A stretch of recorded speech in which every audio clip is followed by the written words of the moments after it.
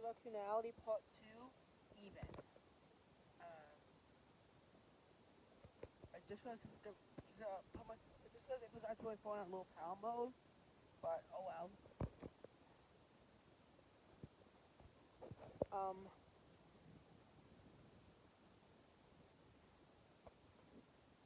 So, Interstate 2 is in southern Texas. Interstate 4 is in central Florida.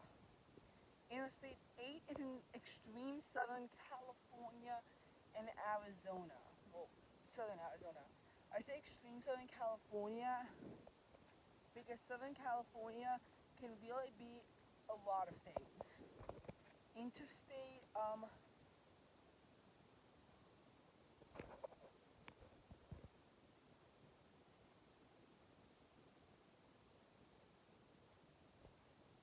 Interstate,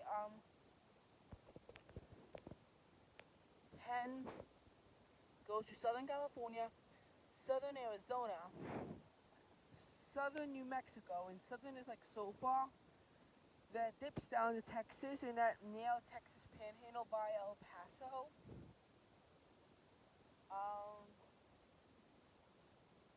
And it's only New Mexico for around 260 kilometers. And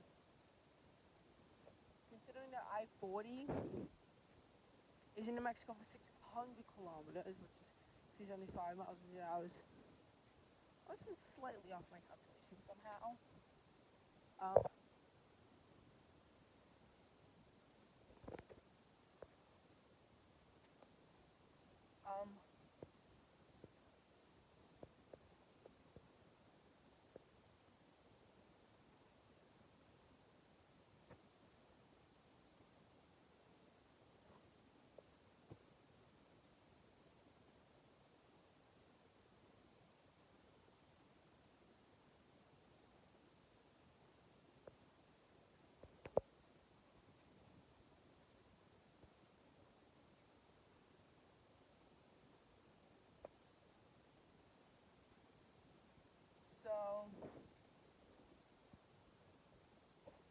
So interstate, Interstate 10 then goes through that area, and it actually dips further south, even despite like how small that area is. It's like, despite that area being tiny, it's still on the southern edge of that. It's not even on the northern edge. Then again, most roads would dip for New Mexico, but then Interstate 10 goes through more central Texas, but then as the Gulf of Mexico comes back north, it does become southern Texas once again. Then it goes to southern Louisiana, and then there's the Mississippi corridor in Biloxi that separates Louisiana from Alabama, and that's the only part of Mississippi it goes through. Not even like southern Mississippi is accurate here. It's like extreme southern or like southeastern Missouri. Then it goes to southwestern Alabama and the Mobile corridor, like the Alabama corridor, and that's it. Then it goes to Florida and the extremely narrow Panhandle, although on the north side. Then it becomes extreme northern Florida as it doesn't continue to dip further south. Interstate 12 is a more northerly approach in Louisiana.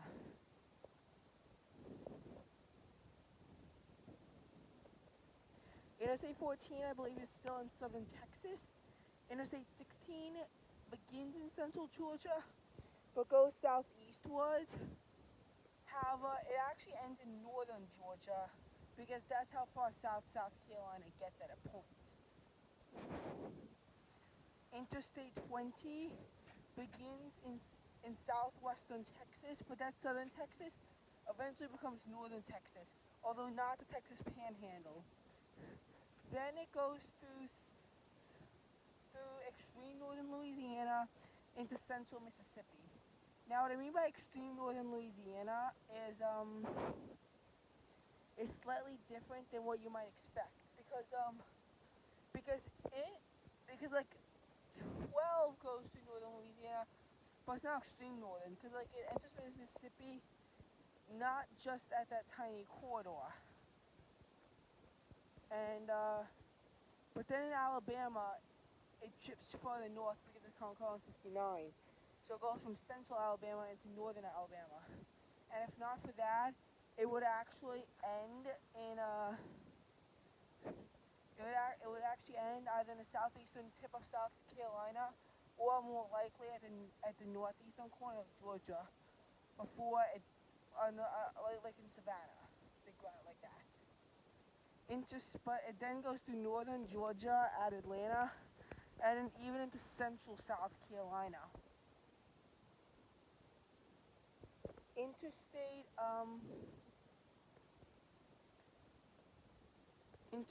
22 is next, which begins in northern Mississippi and then goes through southeasterly into central Alabama. Interstate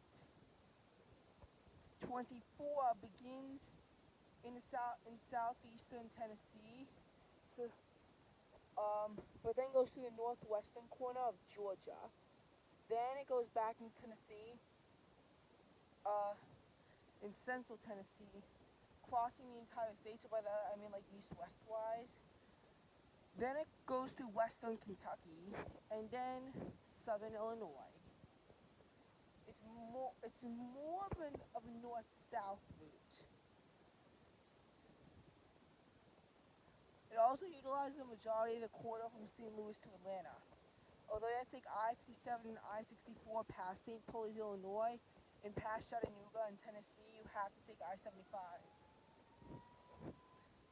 Interstate 26 is mostly in central to northern South Carolina. Then it goes through western North Carolina and eventually eastern Tennessee. What the actual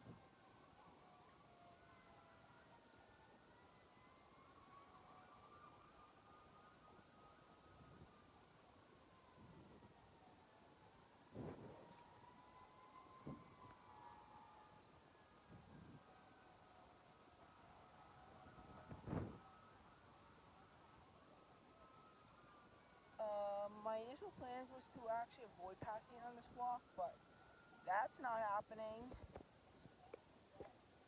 Interstate 30 is in northeastern Texas, and then in southern, southwestern Arkansas. Interstate 40 begins in southern California and goes to central Arizona and New Mexico.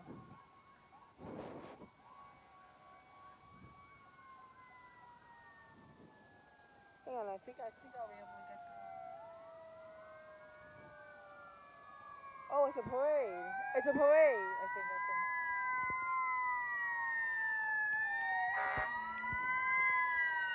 What is it? It might not be a parade, but I don't know why there's so many. Oh, wait, no, there's a. I don't know what this is.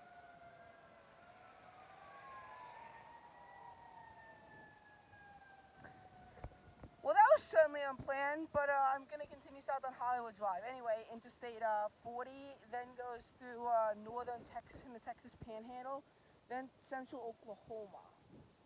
Then it goes through central Arkansas, and while it begins in southern Tennessee, it actually extends into northern Tennessee. So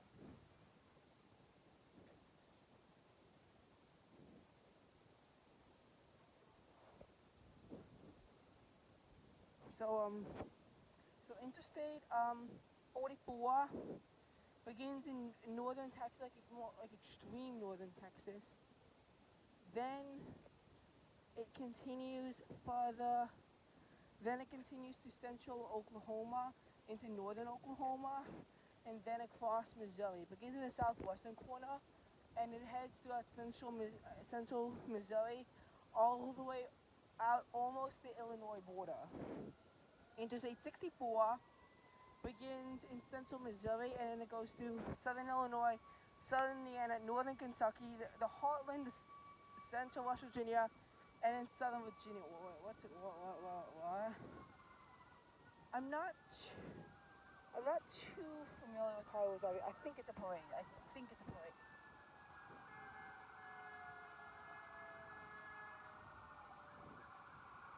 In any instance, we are going on Sunnyside, even though our initial plans go further south and try to get to Old Country Road without the help of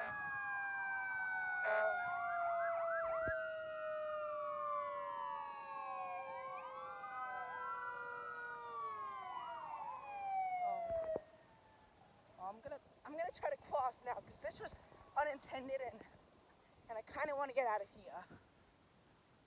Kind of did not want this. Okay, so now you don't have to deal with that anymore. If you like the hate the loud sounds, don't worry. That's not going to be an issue, concern. Interstate 66 goes through Northern Virginia and ends in Washington D.C. Interstate 68 goes through northern West Virginia throughout that panhandle out in this area. Then it goes through the Maryland panhandle out in the west, so northern Maryland. Interstate 70. It goes through central Utah and central Colorado and central Kansas and central Missouri and central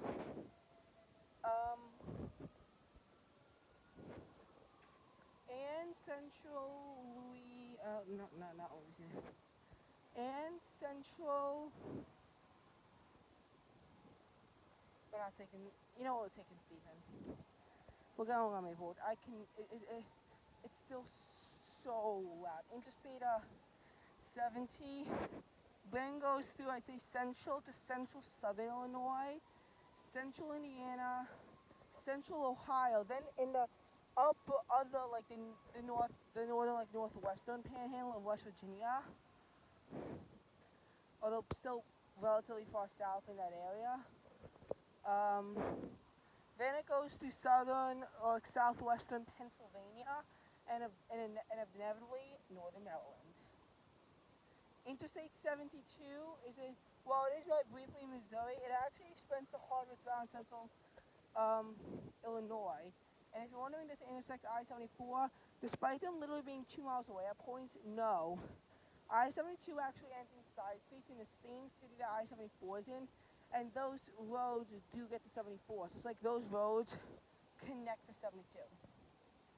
Interstate 74, speaking of which, is confusing and controversial.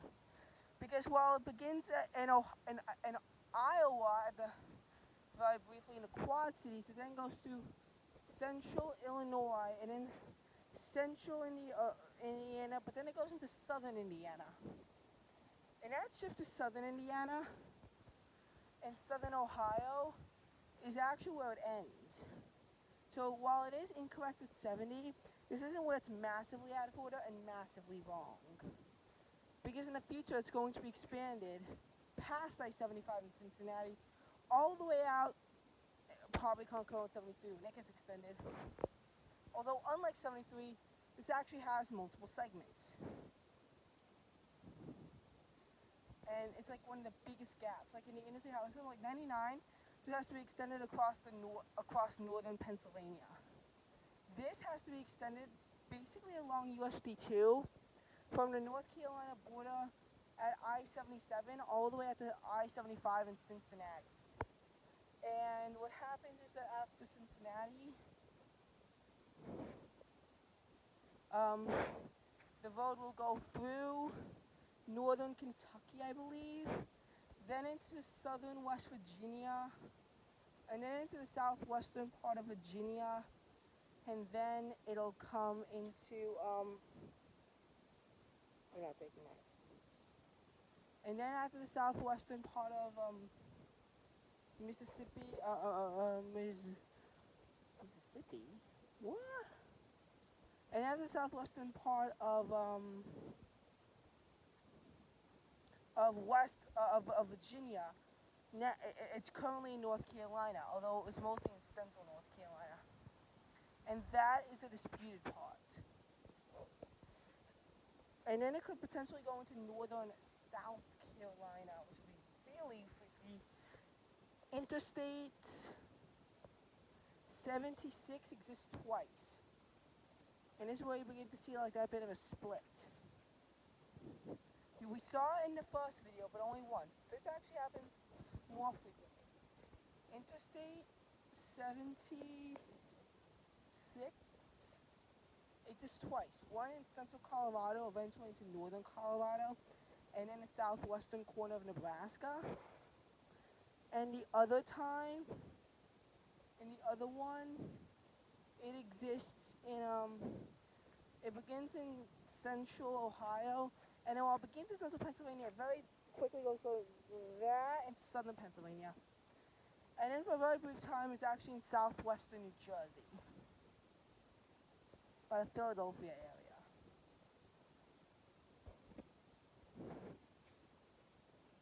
Interstate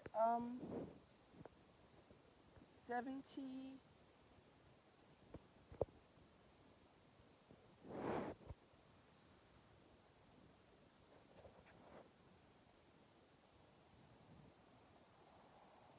Interstate 78 begins in central Pennsylvania, though gradually drifts more to the south the closer to 81 at the western terminus you get.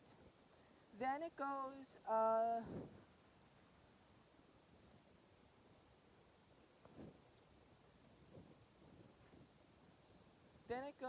from,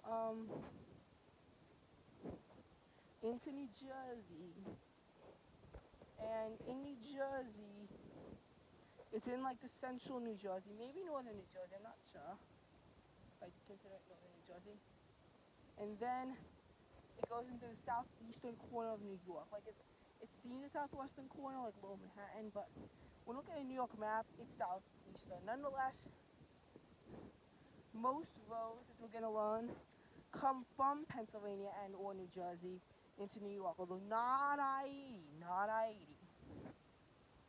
Because I-80 has another course of action and does not go into New York, although it would along the 95 area of New York if it were extended, like when I-95 is in New York.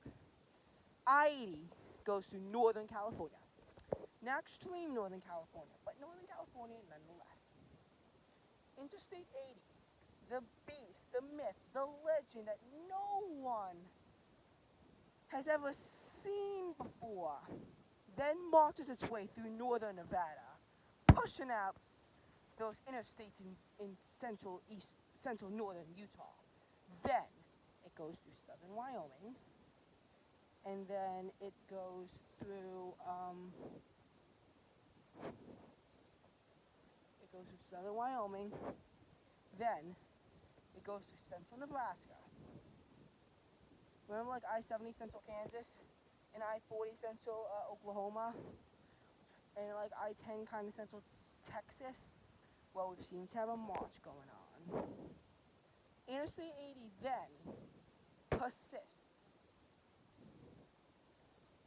into Iowa, central Iowa, then into central northern Illinois, then it goes through the northernmost tiers of Indiana, and in the western part of the state, Ohio, before gradually drifting farther south. It then cuts through northern Pennsylvania, although maybe more like central Pennsylvania. I'm not totally sure if it's in northern territory yet. And then it goes through, and this is northern New Jersey. By the way, we're almost at Old Country Road. We haven't used Pasadena or Sylvia to get here.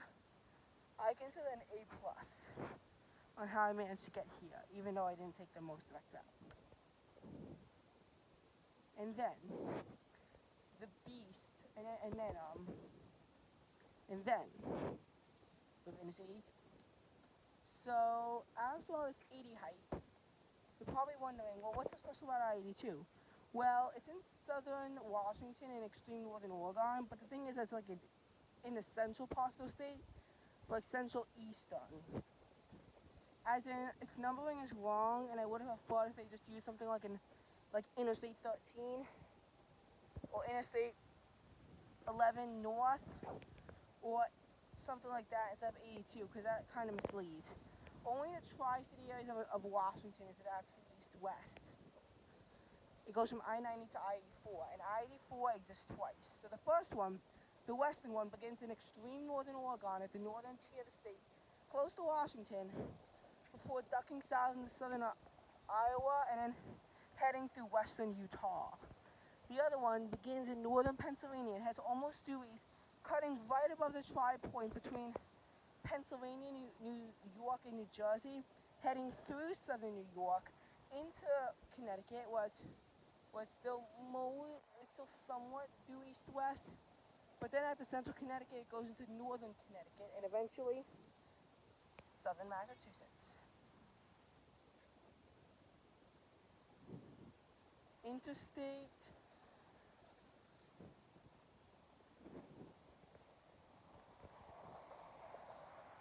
86. One is in central Iowa and the other one is in the northwestern corner of Pennsylvania and in the southern tier of New York. Only the western part though. The eastern part, it will eventually get covered, but that's not yet. Interstate 88 also gets twice, one across the entirety almost of northern Illinois, and the other one that goes from southern New York into central New York, and it's the main heartland throughout the central New York and the Mohawk Valley. It's almost impossible to get to places like Cooperstown without taking 88 at some point.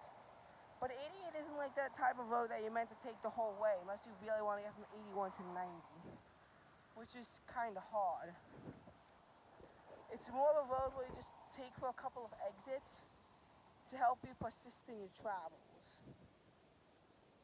Interstate 90 is also a beast. It goes to central Washington, cuts through the northern Idaho panhandle. Then it goes to central Montana before drifting south in the eastern portion of the state. Then I-90 persists its legendary march through the northern tier of Wyoming and the northeastern part of the state, going through central South Dakota, extreme southern Missouri, like the southern tier of Missouri, then going into central Wisconsin and southern Wisconsin around the central part of the state, Concord 39.